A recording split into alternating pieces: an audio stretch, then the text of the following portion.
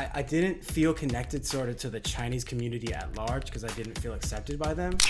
But to me, there was this extra element of being like the only black kid in an all Chinese white school. There was a time where he couldn't drink at the same fountain as another human being because his skin was...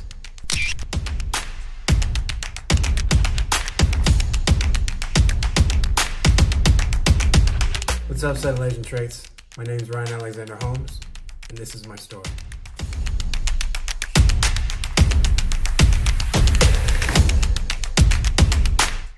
Hi, Ryan! What's up? Thank you so much for joining us. Thank you for being a part of the SAT group. So we know that you have made a post a couple months ago about you being raised by your parents in a bicultural household, your own experiences with your brother. So what we're going to do today, hopefully, is just to ask a few questions about those experiences, and we're also going to do a quick icebreaker in the beginning. Okay. All right. Okay. I'm ready. These are just really random questions, so I'm just going to throw them at you. Okay. Super random. Okay. First question. Did you ever do tutoring lessons? Oh, dude, I lived in tutoring lessons for everything. For piano, for tap dancing, for singing, for... Tap dancing? Ooh. Yeah. I took acting as a kid, but I also went to Chinese after school. So I went to school after school, more school. And I also went to Chinese school before school and on the weekends. So yeah. Do you fight your friends to the death to pay for bills/checks at restaurants? This is funny. This is a funny question because I've been broke, or I was broke for so long that they would just be like, Ryan, just stop. Oh. Like, you're broke, man. You're an actor. You're an artist. You're not gonna be Yes, now I'm not so broke, and I will fight to the death. Do you shit your pants after consuming lactose? If yes, does this stop you? 100% yes. Because it's not just the Asian side, it's also the black side. So really? Doubly, it's squared, like lactose intolerant squared. I can't do it. Oh goodness. I do. I'm intolerant, but it doesn't stop me. I'll sit on the toilet. I'll just cop it. Have you seen Avatar: The Last Airbender? Wait. Okay. Are we talking live action? Or are we talking the actual show? The actual show, cartoon? not the movie. The movie does not exist. It does not exist. I have seen the actual cartoon, and it was fire. And I will never watch the live action because it's probably going to be like the Dragon Ball Z live action where they had Goku played by some white dude. What's your favorite Asian dish, snack, edible, consumable? Are you kidding me? Are you kidding me? It's a hard one. What is that? It's a hard one. Okay, actually it's easy because my grandma has food. And my grandma's famous dish that she makes, which is melts my soul every time I eat it. And I eat so much of it, is her ginger crab. So that's it. I mean, there's so many other ones, but that's at the top. It's a staple. It's a staple. For for familial reasons, nostalgia. Do you wear shoes in the house? If No. so, good. I was gonna say you just got good. Who wears shoes? Okay, hold on. Who wears shoes in their house? It is barbaric. It's barbaric. Have you ever been in their house? Have you ever been to a friend's house where they wear shoes on the bed and you're just like... Yeah. Or just in their house, they're just stomping around in their dirt. Did your parents cut up fruit for you? Yeah. And my grandparents. And my aunts. And my uncles. That's just love. That's how Asian families show love. So what we're going to do now is we are going to dive into a discussion and we're going to ask a few questions about your upbringing in a multicultural household. Sweet. Awesome. Let's go. Can you describe your family's cultural background? Damn. Well, yeah. I'm African American on my dad's side. My dad is from the South. He's from Jacksonville, Florida. My mother is from Taiwan. She's Chinese. Awesome. Did you carry down any languages from them? I grew up speaking English and Chinese, and I studied abroad in China for half a year. and so my Chinese was fuego until I came back and did not speak it for years. And now it's like, you know, when I speak to my grandma doesn't speak English, so she only speaks to me in Chinese, and I understand like everything she says. But then where we have problems communicating is like when I have to speak back to her in Chinese. Like it takes me a minute, and then she'll try to communicate with me in broken English, and I'll just be like, You feel a bit like a child. You're just like, I can communicate at the level of like a 5-year-old, but I hope that gets through to you, Grandma. I love you. Yes, exactly. So, because our members love a juicy romance, do you mind sharing how your parents met? Yeah, my dad is a lawyer, and he has his own practice, a pretty big practice, and he was doing. My dad does everything. He does arbitration. He's a judge, but mainly he's an international lawyer. And so he was going to do business in China and needed to learn Chinese. And my mom at the time was she was an anchor woman for the Chinese news, but she also tutored Chinese. And so they met each other by my dad being tutored in Chinese by my mom. Oh, that's adorable. I love that. Do you want to explain what it was like, if you do know, for them to be in an interracial relationship? Oh, it was unprecedented at the time. Interracial relationships weren't like a cool thing like they kind of are now. I don't want to say cool thing, but like more of an accepted thing like they are now. And something that is ubiquitous and you see kind of like, depending on where you are actually, you see like quite frequently. It was very isolating for them, right? Because culturally, my dad is so different than my mom, right? Obviously their love joined them, but like we got black family in the South, and then you have, you know, Chinese family that is first generation, they just got here. And so there was a lot of not understanding each other, not really accepting each other, not being around each other. So my parents were sort of isolated in a sense, and had to sort of find their own way together for a while. And then it did start to shift and change when my brother and I were born. You know, then you have grandparents and extended family being involved with, you know, our upbringing and us going to, I mean, I said that in my post, like I was always at my grandma's house, always, every weekend. You spoke about the kind of cultural differences of your own parents' upbringings. How do you think that kind of impacted you and your brother? Like how did they kind of mesh together their own experiences and then pass that down onto you and your brother? I think, first of all, my parents made sure that we knew that we were Chinese, first and foremost, because I think they understood preemptively that the world would not see us in the way that we are, you know, that we are Afro-Asian, that we do carry within us an equal amount of Chinese blood as we do have African-American blood. And so my parents empowered me to understand who I was without having to listen to the outside world. My dad was always telling me stories about his upbringing in the South, right? Because our community, there was no black people in my community. I grew up with Asians primarily and white people, right? So you had my dad on one hand, always talking about giving me real black history that they don't teach you in school at all. Then you had my mom, right? Who was constantly taking me to Chinese school, like I mentioned before. Like I was always in Chinese school. We were always celebrating Chinese holidays, always going to grandma's, my grandma's house, every weekend, eating dinner as a family together with my cousins who are Chinese on my Chinese side. So, and this is an interesting thing. It's, because we were so close as a unit, my nuclear family, like my brother and I and my mom and dad, but also like my aunt, uncle, grandpa, grandma, cousins on my Chinese side, I didn't feel connected sort of to the Chinese community at large because I didn't feel accepted by them. But to me, I was just who I was, you know, and I was Chinese.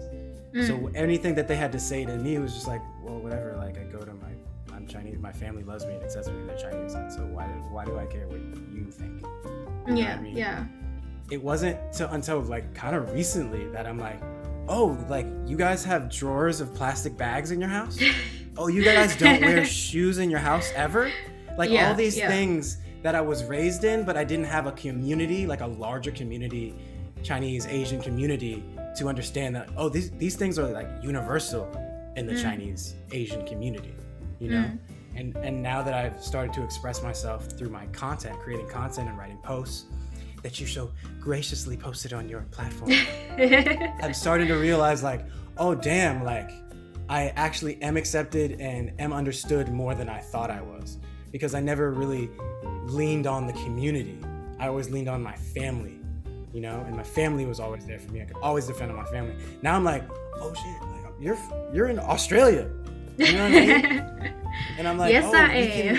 And we vibe on like a telepathic level because we're Asian and we were raised Asian and we understand that culture, right? And so, like, the past several years have been mind-blowing to me in the sense that, like, oh, I have this greater community that understands me and understands sort of the struggles and sort of what we've been through, and also all the memes. Yeah, for sure. Yeah. Yeah, it's really great that your parents were able to instill that kind of pride in you, especially like on an individual basis without the impact of, you know, the outside world that might tell you otherwise of, you know, where you belong. But Exactly.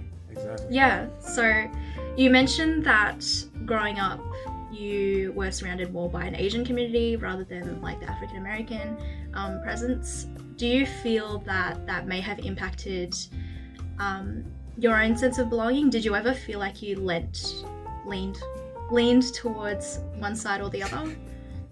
I think I speak for everybody to a certain extent when I say, like, when you're a kid, you don't really know who you are. You're trying to find out who you are, right? Yeah. No matter what color or creed you are. But to me, there was this extra element of being like the only black kid in an all Chinese and white school, right? So I had the element of like, you know, wanting to do things, but then coming to grips with like, oh wait, like, is this actually me? Because like I love to skateboard, but there's like nobody that looks like me that skateboards. You know, maybe I should do. Yeah. Maybe I should play basketball because that's where all the black people are. But there's also no black people around me physically in my area.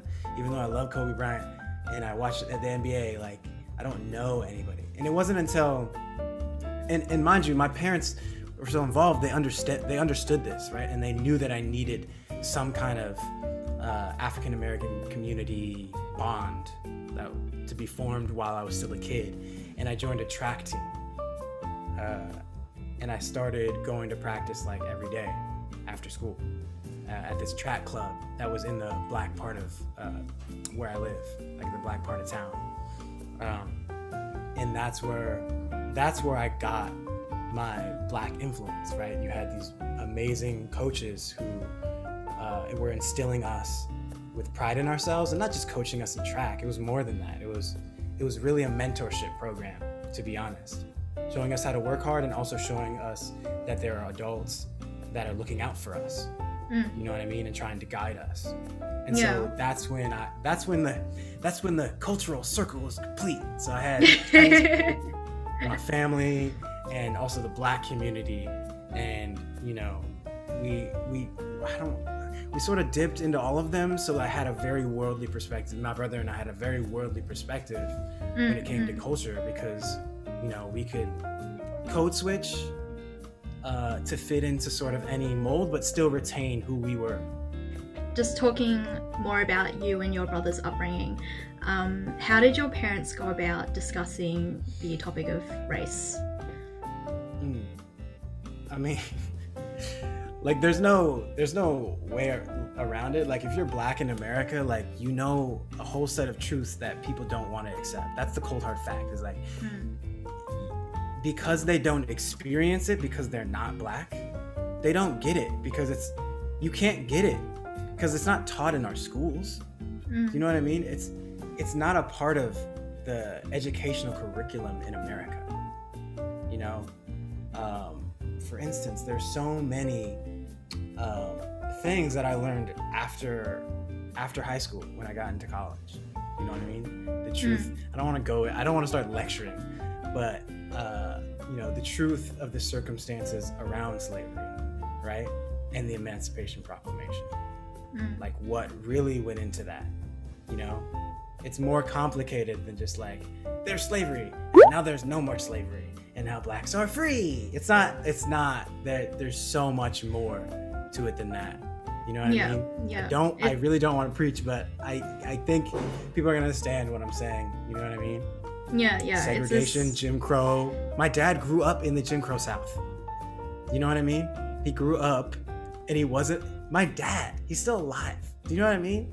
He's still thriving and pretty young. But there was a time where he couldn't drink at the same fountain as another human being because his skin was, Yeah, it's shocking to think that people still think that that was like the generation before, and it hasn't been passed down, but it definitely does, and it translates into like a lived experience of all of the impacts that all of those laws had on a community. Yes, and something that's very important to note too is the fact that like in America, our system was founded on those principles. You know what I mean? So it's, when you think about it like that, it's built into the fabric of the foundation of our country. So it's not really surprising that all these things are happening. The system is sort of working in the way that they made it.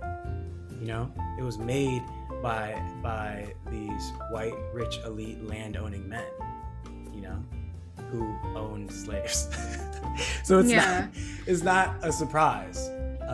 So going back to your question, these are truths that my parents told me as I started getting older. They'd layer it, at the appropriate age. They'd say, hey, this is the truth. I remember going to school, and we were learning about like we weren't learning about slavery. They didn't teach us anything about slavery actually, but we were learning about Abraham Lincoln and the Emancipation Proclamation and how the Civil War was fought. And I came to school after my dad had told me like the truth, and I was just like, Abraham Lincoln's not a hero. Why are we always talking about Abraham Lincoln? He wasn't the hero. The heroes were the slaves who fought in the war to fight for their own freedom. Like, you know what I mean? And the teacher being like, shh, Ryan? Shh. Oh no! Are you the teacher, Ryan? You know what I mean? Like, so. Oh, that's shocking. And then also, I remember in 5th grade, they asked like, I don't know if they do the same thing, but do you embody like historical figures and give speeches? Have you ever done that in school? Like you pick a historical figure and you make a speech as that figure. So it was March, and they're like, okay, everybody pick a historical figure. And I was like, I think I want to be Malcolm X. And I remember my teacher in front of the whole class, she was just like, Ryan, Black History Month is over, okay? You had a whole month. Pick somebody else. And I was just like, wait, what? Wait, I don't understand. Like, it wasn't, in my mind, I was like, this woman is racist. And in my mind, my naive kid mind, I was just like, I assumed the best in everybody. So I wasn't like, this person's racist. I was just like, but why can't I? And because I'm not supposed to, and this is maybe the Asian in me too, but my dad was, Black Panther, who's militant. Like, you don't question authority. So I was just sort of like, okay, I guess I'll be somebody else. I don't know. Okay, goodness. Do you think they changed the curriculum since then? Yeah, but probably nowhere near as much as it needs to change.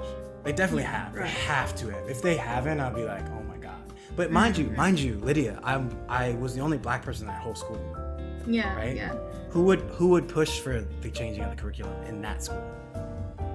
There's no Black people,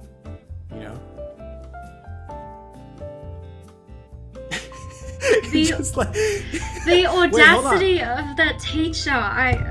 Yes, but also here's the thing too. Here's the other thing. Like, that school is 50% white and 50% Asian, primarily Chinese people. But we didn't learn a damn thing about Chinese American history or Chinese history or Asian American history or Asian history. You know what I mean? That's another audacity of of that school district. Yeah. To have 50%, over 50% of your students are of Asian descent, yet you don't teach them anything about their own people? Yeah. No, Yeah. That's outrageous to me. You know? Absolutely. I think this would be a good segue for one of the questions I had. It was actually supposed to be a last one, but I think it ties in. So, with the rise of movies such as Black Panther and Crazy Rich Asians in Western media, how important is people of color representation to you as an actor? Oh my God, it's so important. It's super important, because when I think of when I was a kid and I didn't have any other African Americans around me, what I looked to was the media. And in the 90s, like early 2000s, you know, what I gravitated towards probably wasn't the most conducive, you know? I gravitated towards like gangster rap and hip hop culture, which is fine. It's fine. But when it's the only way that or it's the major way by like, you know, by a lot, when it's the only way that Black people are being presented, you know, that's dangerous, right? Yeah. Because like I said before, then you have kids who are not Black, who are like, that's what Black is. And Ryan, you're not that. So you're not Black. Yeah. You know what I mean? Oh, you're educated and smart and you study and get A's. You're not Black. You know, that's what the problem is. And so with Black Panther and Crazy Rich Asians, you start to see a shift, right? You start to see like Black people not being portrayed as a stereotype and Asians not being portrayed so much as a stereotype. You get like human experiences, you know, and you get all Asian cast, all Black cast. So there's not a white savior or some white person that's just there so that people will go see the movie, because that's what these people that are higher ups think. Like, well, there needs to be white people, we're white, and the majority of people are white, and that's who spends money. It's like, no, there's other markets, and there's a huge POC population in America and the world. Did your parents have any sort of expectations for you throughout your life? So this could have been culturally, academically, professionally, or even in like relationships and friendships. Yes.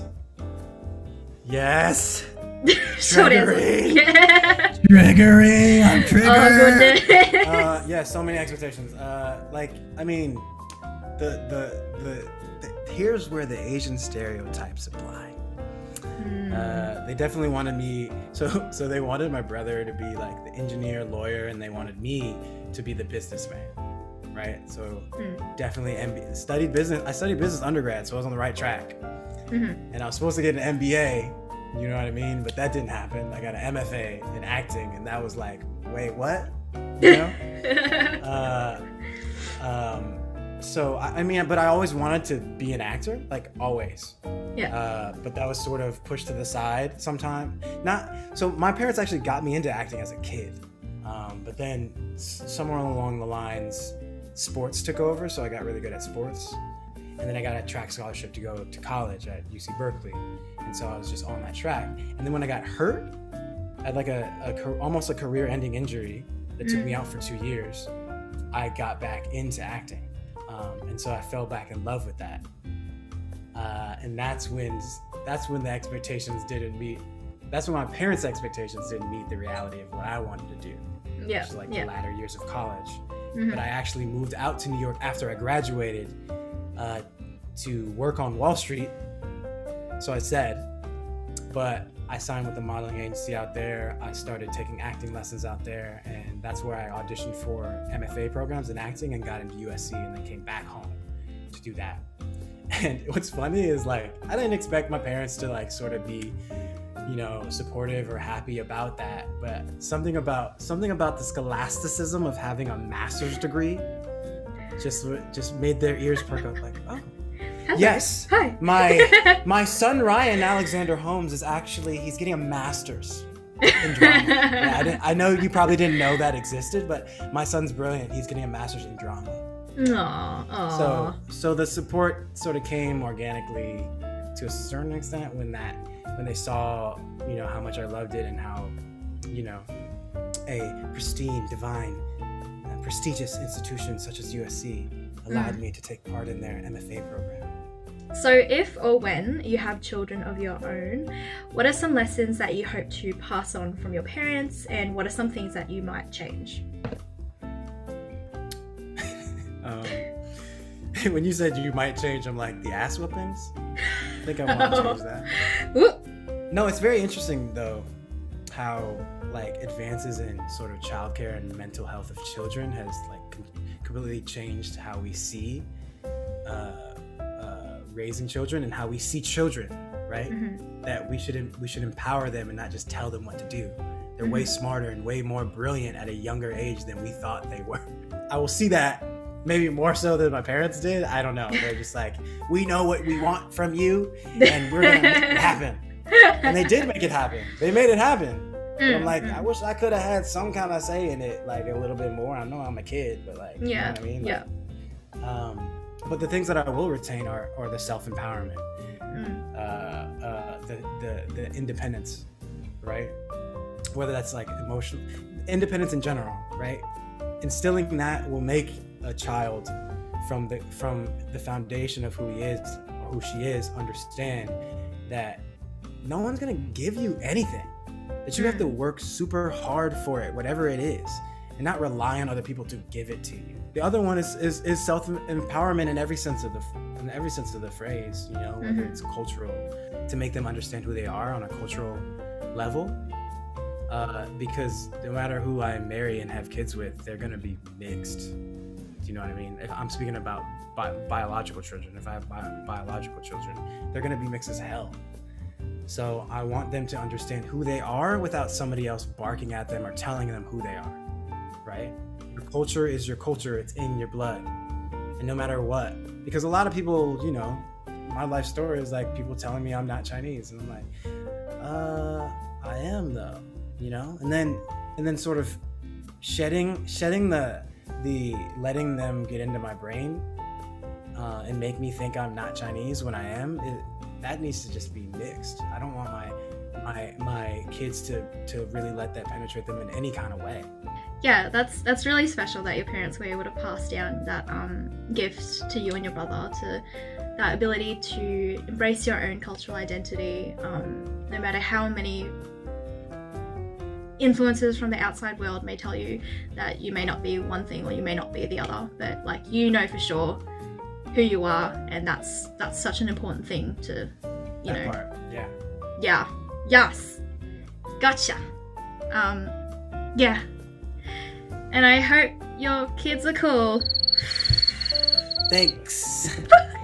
Probably will be great. I hope they grow up to be just like you. Just like. Okay, so Ryan, upon my many hours in a day of scrolling through TikTok, your face appeared on my feed, my For You page one day, and I was like, cool, I know this guy. And so what we're gonna do today is we're gonna watch some of your TikToks and react to them. Sweet. Yes. That's gonna be dope. Yes. That's gonna be fun. Yeah. All right, I'm gonna teach you how to say "you're welcome." Boo. Boo. Ke. Ke. Chi. Chi. Like Mulan. All together now. Bu ke chi. Boo coochie.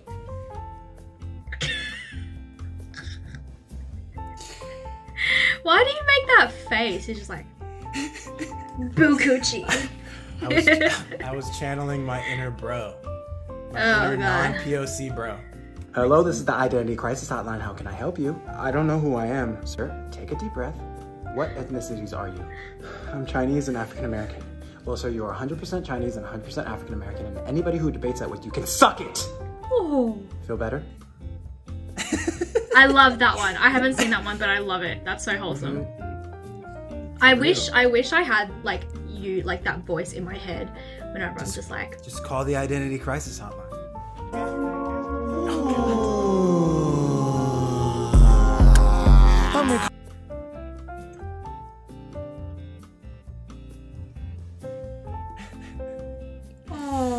Man, that's funny to me though.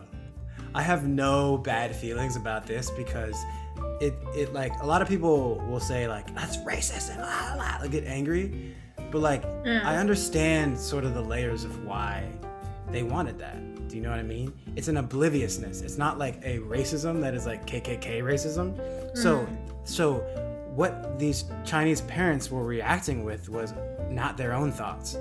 They're reacting with thoughts that were pushed on to them by how black people were portrayed in the media in America, and are sort of continue to, you know, but it's getting better. So I'm not upset at Chinese people at large. I don't think that Chinese people in general are racist. You know, it's the conditioning and it's the what you're fed and what you're taught. You know what I mean? It's like, it's really, if we can think about it, like, it's not their fault, it's the system's fault. But we're not letting them off the hook. You know what I mean? Yeah. But we have to understand the origins of why they are the way they are. Why racists are racists. Why bigots are bigots. We have to understand that so that we can learn from that mistake and make it better, right? So they don't gain any more traction because they're actually educated about humanity and compassion. How you like that?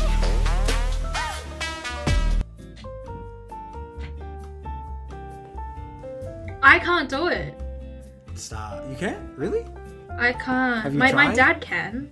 Of course I've tried. I've existed almost 20 years in this life, and You can't really see it, but I just did it on my chair. wait, I'm kind of doing it, but it's not comfortable. Like, it's supposed to be comfortable. Are your heels? It's not necessarily supposed to be comfortable. It gets more comfortable over time. I remember kids making fun of this kid who was like a Chinese immigrant. He didn't really speak English when he came to America and went to our school. And when he'd play in the sandbox, he would be in full Asian squat mode.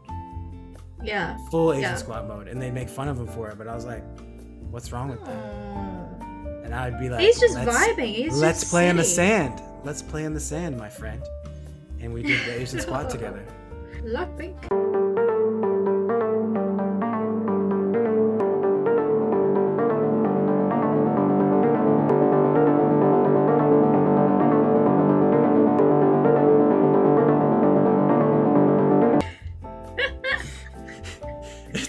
It's the fucking face of sheer panic and anxiety for me.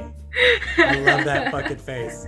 I love the face where he's like, oh my god, I don't know what to do. That makes me so hungry. Oh my god. I actually have not eaten. Damn.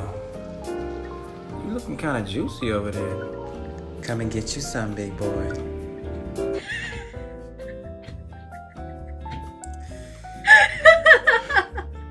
I don't know why this makes me embarrassed. I feel embarrassed by this.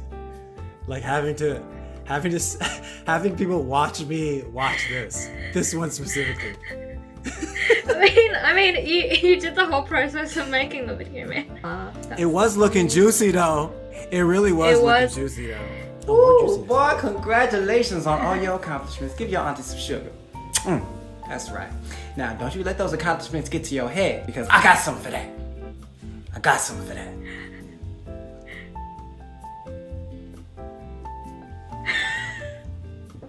Ain't nothing inside. You know what? 新年快乐.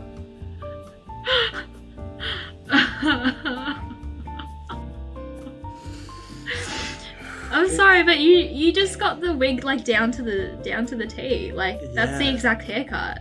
To me, it never felt like it wasn't love. You know what I mean? It always still felt like love.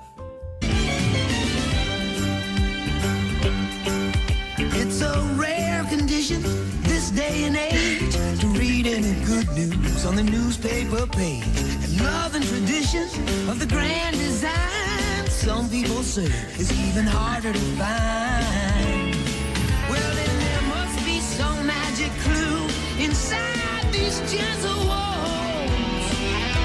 'Cause all I see is a tower of dreams. Someone put a gun in my head. Pick your favorite TikTok video that you've ever made. It would probably be this one. But it's also tapping into a community where like, cause like, listen, like I'm black and Asian, and I never met another Blasian until I was like, you know, really late, like really recent in my life, actually, that I meet. Like a couple of years ago was the first time I met another Blasian outside of like, my brother. And so like tapping into that and realizing there's a whole community of people. There's so many of us. And I've never felt so seen before to be a part of these like Facebook groups that are Blasian or even in subtle Asian traits. You know, a lot of the posts that I've put in there that you guys have put on of mine, there's Blasians in the comments. There's a lot of Blasians in the comments. Okay, move. Yeah. 我是你的模特。 You were the model? 对， I thought they were sending me a Chinese model. 其实我是中国人。 No, you're not. You are black. But it's okay, we're doing basketball shoot today. LeBron James, Steph Curry. Hey. Come on. This specific shoot, I didn't know I was going for. I show up. The photographer sort of confused. Doesn't speak English, so I'm speaking to him in broken Chinese, but I also have a translator. And they're like, "Oh, I thought we had a Chinese model." I'm like, "I am Chinese," but like, well, someone who looks Chinese. And I'm like, "Well, to me, I do look Chinese, but to you, I don't." But that's fine. Anyway, and he's like, "Well, we're doing a basketball shoot anyway, so it's fine." I'm like, "That's kind of racist, kind of, but I know you don't mean it in a horrible, mean way." 不，你要吃什么？啊？我说你要吃什么？啊 ？Porkberry 什么 ？Porkberry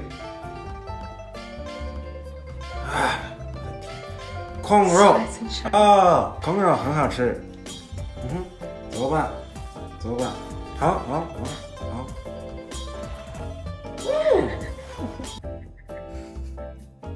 My dad does that. He does that. Yeah. Actually, both my parents. 走吧。走吧, you can. Yeah. Well, thank you so much for joining us. It was a pleasure talking to you, meeting you. Wish you all the best for all your future endeavors, and we hope to hear from you soon. Thank you. All right, see ya. This was awesome. Thank you so much.